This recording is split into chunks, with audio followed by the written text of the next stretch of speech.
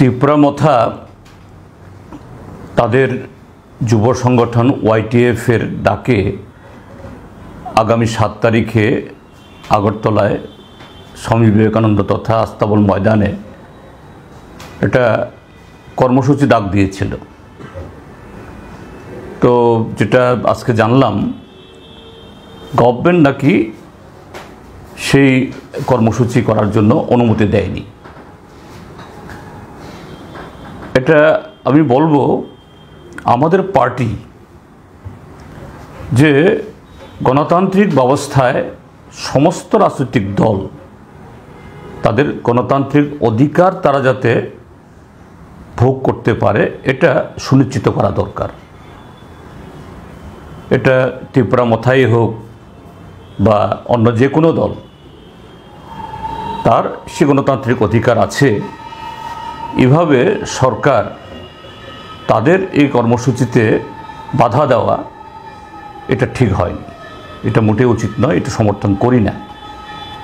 এখন কোনো দল যদি তার কোনো ইস্যু সেরকমভাবে সরকারের পক্ষে বা গণতন্ত্রের পক্ষে বা জনগণের পক্ষে যদি সেটা হিতকর না হয়, গণতান্ত্রিকভাবেই তার উত্তর দেওয়া যায়।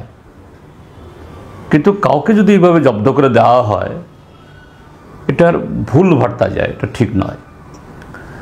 আর দ্বিতীয় যে প্রশ্নটা, এটা আমি দেখেছি সেদিন এই কংগ্রেস দলের নেতা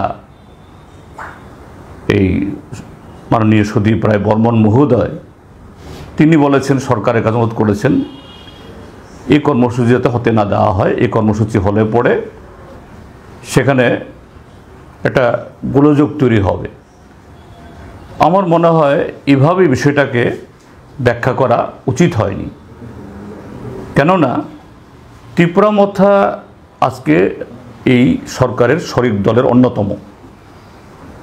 তো সরকারের থেকে তারা এই কর্মসূচি থেকে তারা সেরকম কোনো আইনশৃঙ্খলার অবনতি ঘটাবেন, এটা অন্তত আমার মনে হয় না। হ্যাঁ, ঠিক আছে, অন্য কর্মসূচিতে এরকম কিছু ঘটনা হয়েছে এবং সাম্প্রতিককালেই এই শান্তির বাজার কমলপুরের, এই জন্য সমস্ত ক্ষেত্রেতে এরকম ঘটনা হবে সেরকম ধরে নেওয়া বোধ হয় এটা সমীচীন হবে না। কাজেই আমি বলবো, ঠিক আছে, 7 তারিখ যে কোনো অজুহাত দেখিয়ে সরকার তাদের অনুমতি দেননি, তারা যদি সেই এরকম কর্মসূচি করতেই চায়, গণতান্ত্রিক অধিকারে এরকম কোনো ধরনের প্রতিবন্ধকতা থাকা উচিত নয়। তার বক্তব্য ঠিক বেঠিক এটা পরের কথা, এটা সেভাবে এর কাউন্টার দেওয়া যাবে, সেভাবে এটাকে তার ব্যাখ্যা দেওয়া যাবে। কিন্তু এইভাবে সরকারের তরফ থেকে তার অথরিটি প্রয়োগ করে কাউকে না দেওয়া, এটাকে আমরা সমর্থন করি না।